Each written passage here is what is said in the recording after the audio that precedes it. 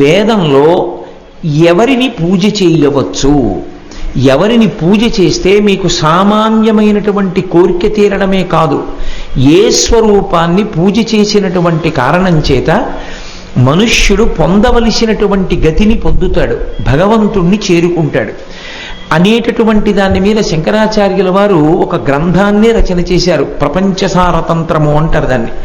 అందులో ప్రధానంగా ఆయన 6గురిని పూజ చెయ్యవచ్చు. ఈ 6గురిని పూజ చేస్తే ఇహమునందు సమస్తమైనటువంటి సౌఖ్యములు కలుగుతాయి. ఆ భక్తి కారణంగా వాళ్ళని పూజ చేస్తే చేరవలసినటువంటి మార్గాన్ని చేరుకుంటాడు. ఈ 6 సువ్యవస్థితములు. ఇక ఈ 6 తప్ప 7వది ఉండదు.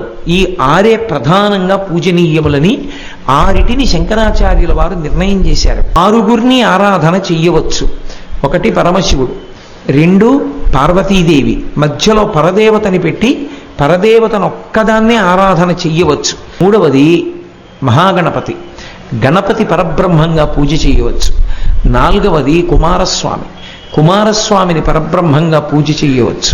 5వది సౌరము, అంటే సూర్యనారాయణమూర్తిని పరబ్రహ్మస్వరూపంగా పూజ చేయవచ్చు.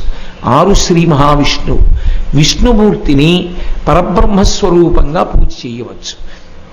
ఈ 6టిని పూజా విధానం